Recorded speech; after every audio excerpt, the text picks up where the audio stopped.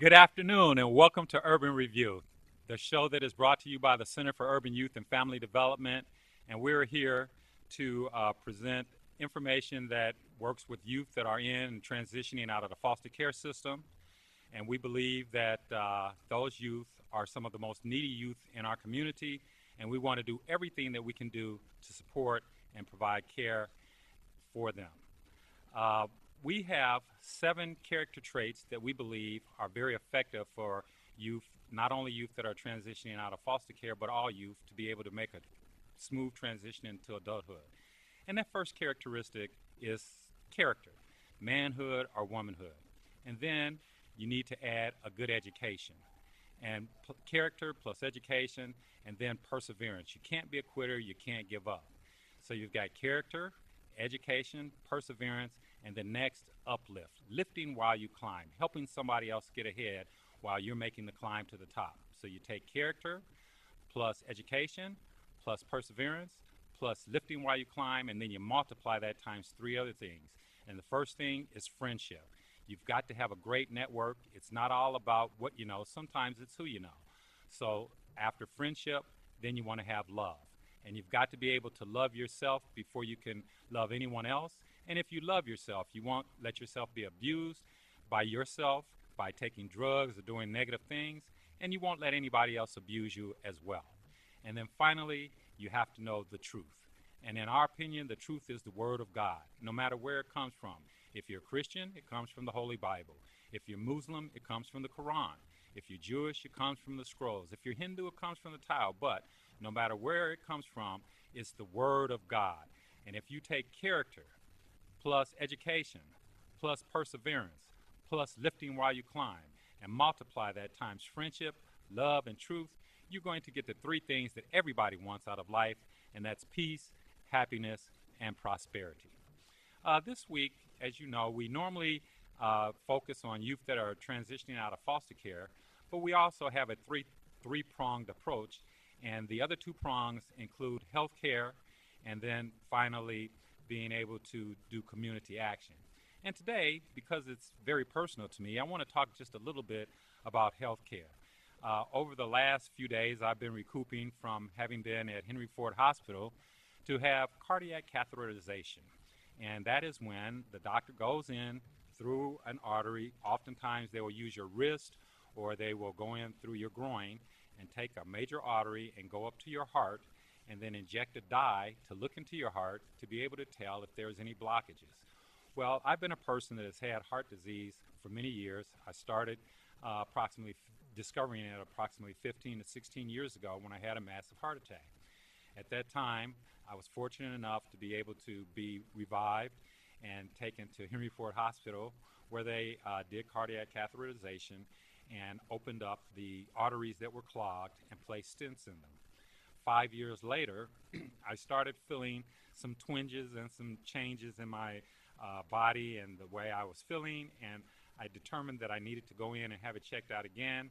We had another catheterization, and 2 more stents were placed in.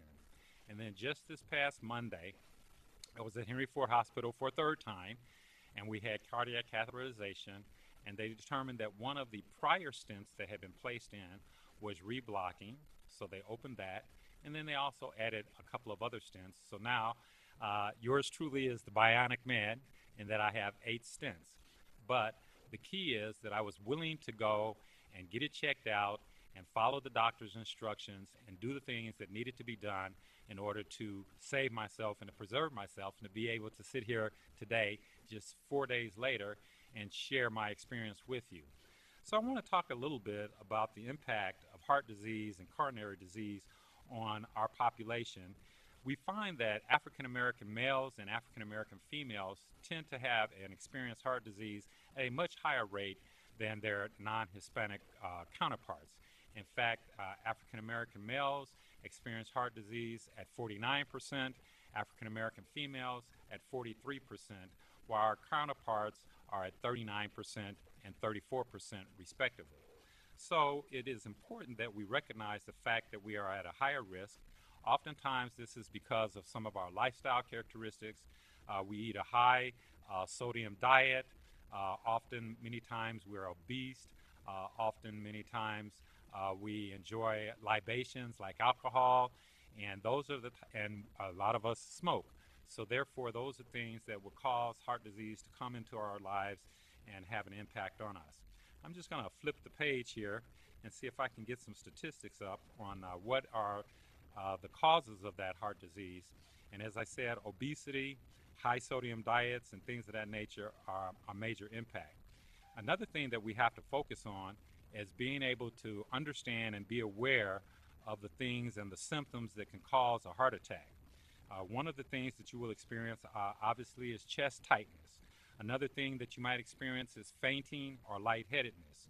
You'll start experiencing perspiration and you'll be sweating a lot. You will find that you'll have pain that is radiating to your shoulders, your neck, your jaw, and your arms. And then you'll experience shortness of breath with or without chest pain, and oftentimes you'll experience nausea and extreme fatigue. I personally experienced the extreme fatigue, the nausea, the shortness of breath, and the chest pain. And the thing was that the first time I had a heart attack, I've kind of ignored the symptoms. I ignored the signs. I attributed it to something else. In fact, the first heart attack that I had, or the first time I experienced any trouble, it was 1 week before I was to go on vacation that I started really noticing the extreme fatigue. But I just thought that it was because I was working extra hard and I put things off and said, hey, well, I'll be on vacation in a week and everything will be just fine. I'll have a chance to relax and chill out. But I went home that night, went to bed, and when I woke up at 6 o'clock a.m. the next morning, I was experiencing a heart attack. And oftentimes my friends and acquaintances have asked me to describe the experience. And the best description that I can give is was like I was laying on the ground and a person who weighed approximately 300 pounds decided to stand on my chest. And I remember as I got up out the bed and I was experiencing this sensation, I thought, man, wow, I really have to go to the bathroom really bad. So I went to the men's room, but obviously that was not the case. And I came back out and I said to my wife, honey, I think I'm having a heart attack. Please call me an ambulance. And at that point, I staggered down the stairs of my home, and we have a stairwell that has about 14 to 15 stairs on it. And I staggered down the stairs, and at that time, I weighed 290 pounds. And my big concern was that I didn't want the ambulance attendants to try and have to carry me down the stairs. So I stumbled down the stairs and turned around and I looked, and at that time my son was only 13 or 14 years old. And I looked up at him and I said, hey, throw Dad down a t-shirt. I'm not feeling too well. And I remember the stunned look on my son's face because I was very pale. I was dripping in perspiration, and he could tell that something was definitely wrong. Fortunately for me, my wife did make the call to 911. Well, I had no idea of what was going on because I was just focusing on the pain. And I remember saying to myself that if I take another breath, it's going to make me pass out, so I'm just going to hold my breath. And I walked to the front door and I opened the door, and just as I opened the front door, the ambulance was driving up. So I stumbled out into the front lawn, and as the ambulance drivers were getting out of the vehicle, I said, I'm the victim, I'm the victim. And they rushed over and grabbed me by my arms and escorted me to the ambulance, and they started placing nitroglycerin under my tongue. And they were able to stabilize me and take me to St. Mary's Hospital there in Livonia. And at that time, St. Mary's did not have certification to do cardiac catheterization, so they injected me with morphine and tried to make everything calm, which the morphine was very effective, but they weren't able to do anything to help repair my clogged arteries. And I remember that incident. My wife walked over to me and she was crying and leaned down to give me that goodbye kiss. And I slid my hand between her face and mine and said, don't kiss me goodbye yet because I'm not done fighting. And I said, go to the restroom and pull yourself together and wash your face because I need to draw up on your strength. And as she walked away, the nurse came over and said, hey, Mr. Arbuckle, I'm going to give you some more morphine. And I was kind of stretched out on the table there. And I remember the nurse looked at my hand, and I happened to have on my Indiana University class ring. And she looked over and looked down at the class ring, and I guess to bring a little bit of levity to the situation, she said, oh, Indiana University. And that statement stimulated me to make a remark, and it's amazing to think of how God can move in his mysterious ways, his wonders to perform, because as I said that, as the nurse said, hey, Indiana University, I said, yeah, that's a Big Ten school. And when I said that, you could see the light bulb go on in her mind, and she dropped the syringe of morphine and ran to the phone, and you could hear the buttons click, and she said, hello, University of Michigan, I have a Big Ten alumni here. Will you send over your survival unit? And fortunately for me, they were there in 16 minutes. And it was very fortunate that she ended up calling the University of Michigan. She had already called 2 or 3 helicopter services, and it happened to be a very windy and rainy day, and none of the helicopter services would fly. But on that particular call, the helicopter pilot for the University of Michigan happened to be a Vietnam veteran and was not afraid and was accustomed to flying in rough conditions. So he took the flight. They rushed me to Oakwood Hospital, and they were prepping me for surgery as they were rolling me down the hall. And I was able to receive cardiac catheterization. 2 stents were placed in my heart on that day, and the rest is history. I'm here working to help provide this information to you. So the thing to do is to truly recognize the symptoms. If you're feeling extreme fatigue, if you're noticing some tightening in your chest, if you're noticing that you're having some twinges and some pains that you're not accustomed to, don't be afraid to go to the doctor, have it checked out, get yourself an EKG, get yourself a plan to address the issue. And as I indicated, obesity, lifestyle, high sodium diets, drinking alcohol, smoking tobacco, these are the things that will help intensify and help increase your possibilities of having heart disease. So as African Americans, we need to be on top of this situation, and we need to monitor it and stay involved. And I just want to thank God for the opportunity to be here today and to have survived this last episode. And after we come back from our commercial break, we'll have an opportunity to chat with someone that is also helping us with our work with youth in foster care.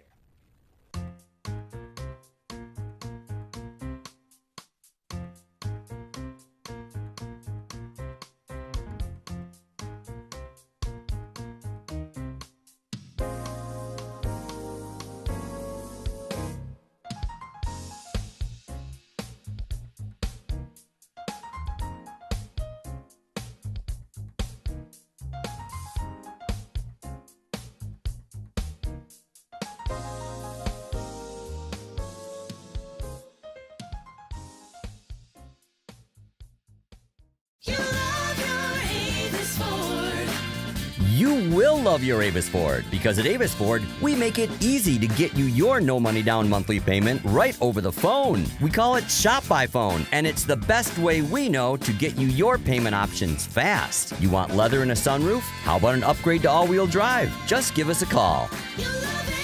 Shop online, shop by phone, or visit us at Telegraph at 12 Mile. Call 1-800-SHOP-FORD.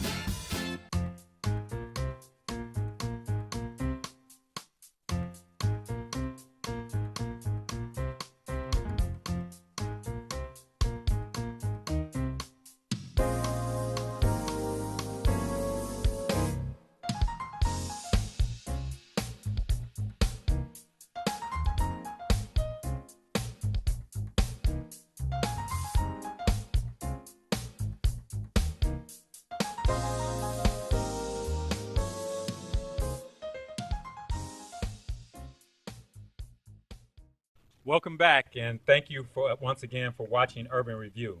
As usual, we have a guest today to help us entertain you and share the work that we're doing.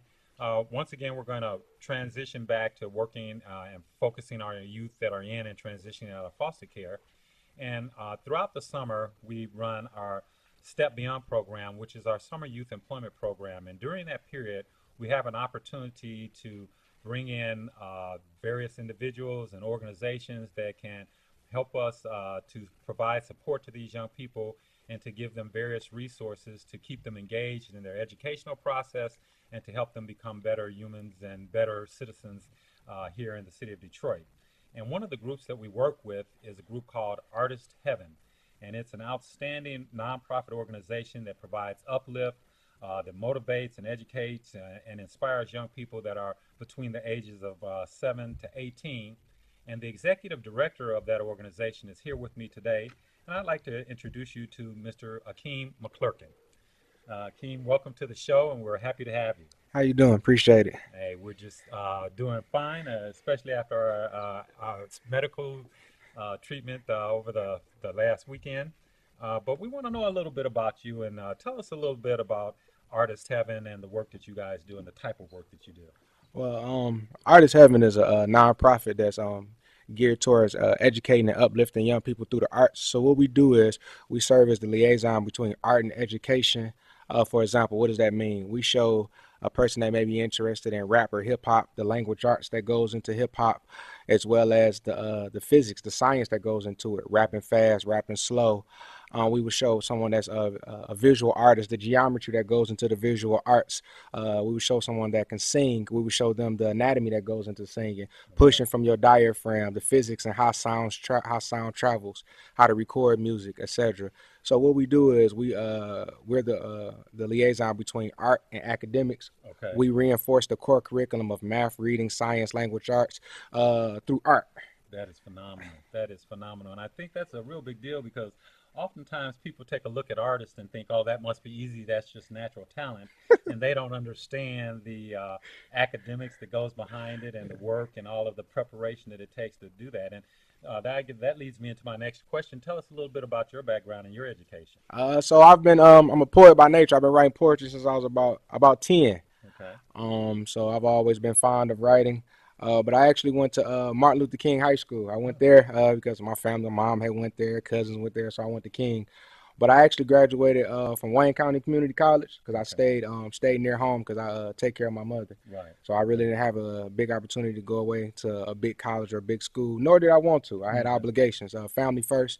And so I think I'm like a few classes away from my bachelor's. I'm trying to decide between Wayne State or Northwood. Okay. So I'm gonna go ahead and complete my bachelor's. But in staying home, I was able to see the upswing in Detroit, the beauty in Detroit, Right. and also see the rough times. And staying here during that time helped me to see that Detroit is a mecca for art. Yes, And absolutely. and I also was able to see the bad rap that many young people get.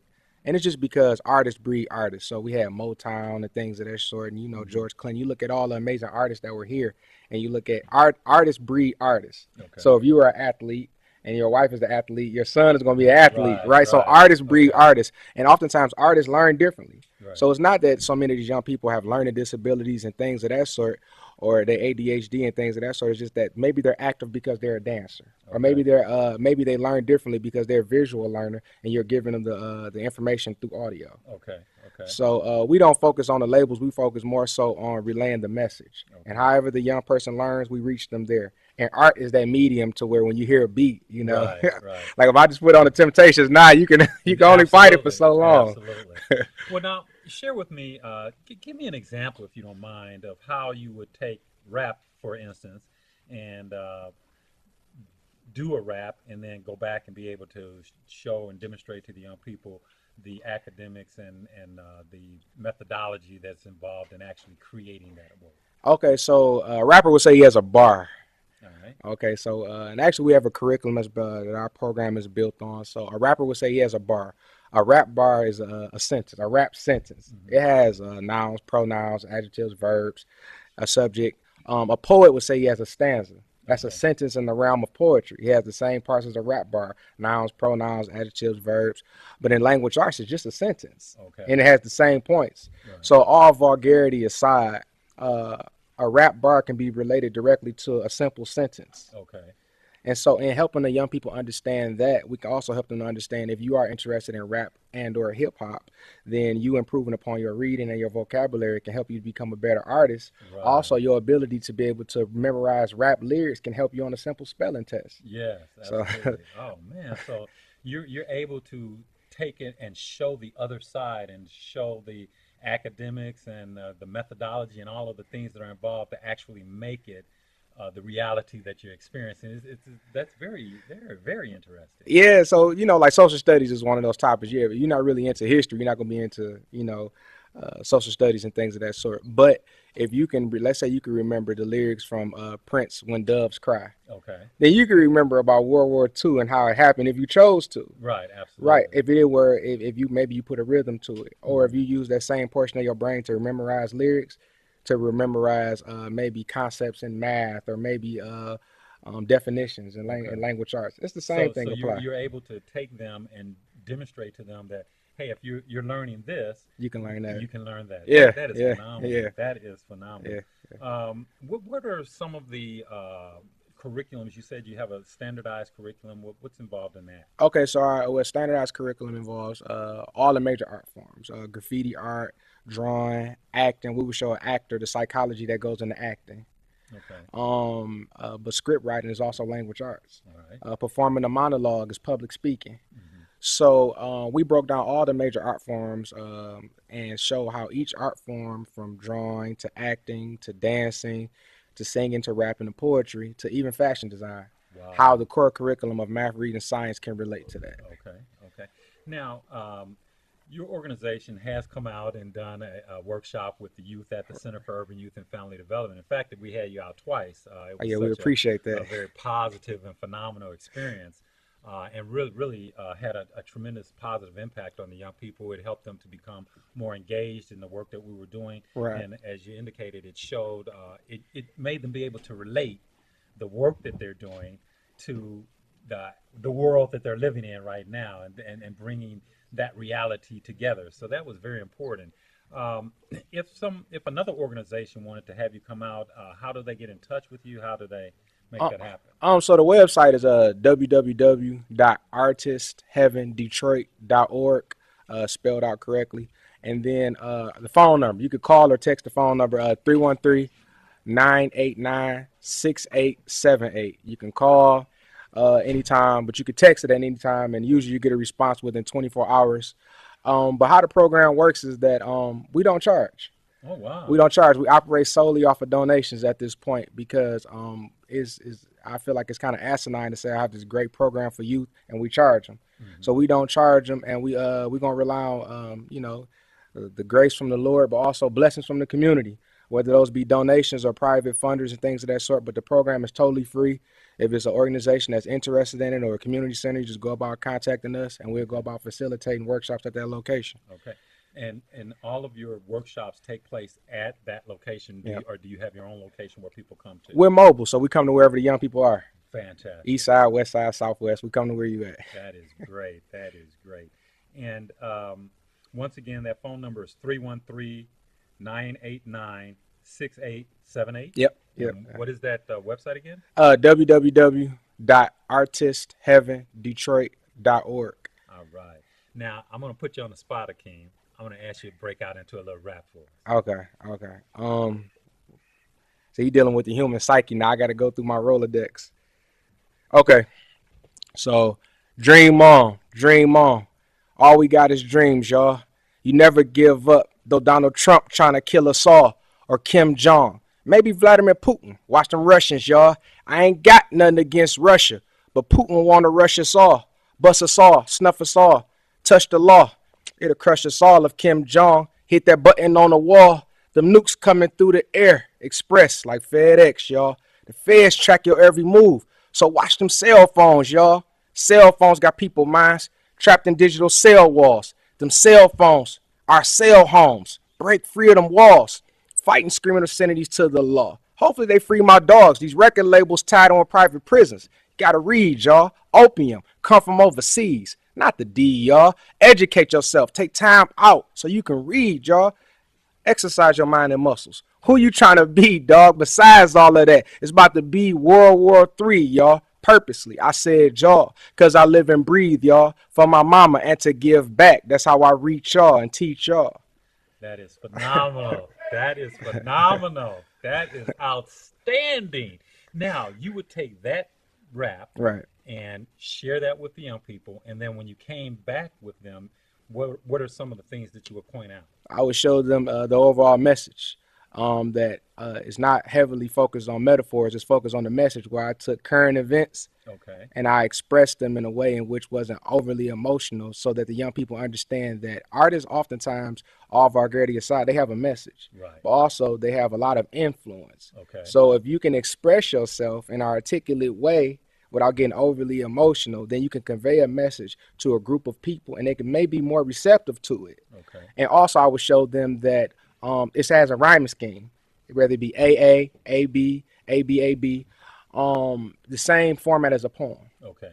Fantastic. Well, I am truly, truly pleased with having had the opportunity to have you on the show. Thank you so much. Appreciate you. And if anybody or any other organization wants to have an opportunity to work with Artist Heaven and work with Akeem McLaren, please give him a call. Once again, their number is 313-989-6878. There you go. All right. There you go. Thank you. And right after this commercial message, we'll be right back.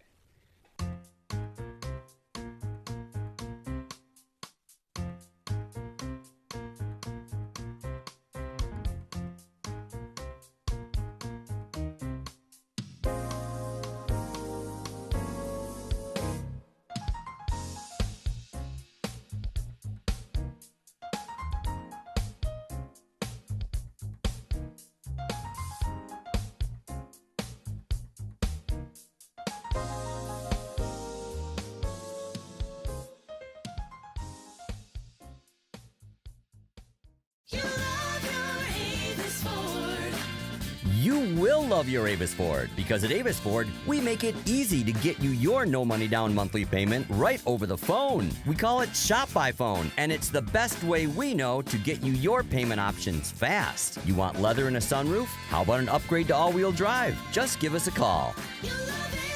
Shop online, shop by phone, or visit us at Telegraph at 12 Mile.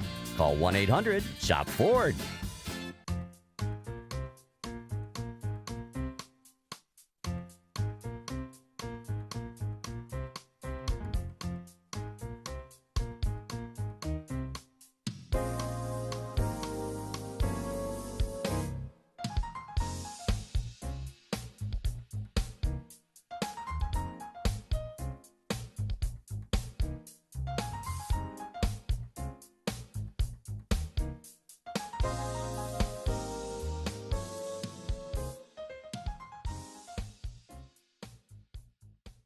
Once again, thank you for watching Urban Review with us today. And once again, we'd like to thank our guest, Mr. Akeem McClurkin, and from Artist Heaven, and the work that they do with youth that are in and transitioning out of foster care, and youth that are all across the city of Detroit. And as I come to a close, I would like to leave you with the words that I always leave you with. And first of all, that's the poem that Nelson Mandela memorized in order to get himself through 27 years of incarceration. Out of the night that covers me, black as a pit from pole to pole, I thank whatever gods there be for my unconquerable soul. In the fell clutch of circumstance, I have not winced nor cried aloud, and under the bludgeoning of chance, my head is bloodied but unbowed. Beyond this place of wrath and tears looms but the horror of the shade, and yet the menace of the years finds and shall find me unafraid. It matters not how straight the gate, how charged with punishment the scroll, for I am the captain of my fate and the master of my soul. And last but not least, you've got to hang in there, you've got to not quit, you've got to be able to see it through.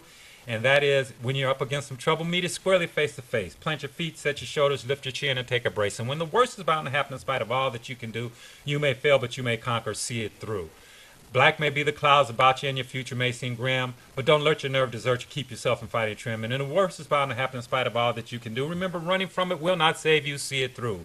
Even hope may seem but futile when with troubles you're beset, but remember, you're simply facing what other men have met. You may fail but fall still fighting. Don't give up whatever you do. Keep your eyes to the front, your head high to the finish, and see it through. Thank you for watching Urban Review. We'll see you next week.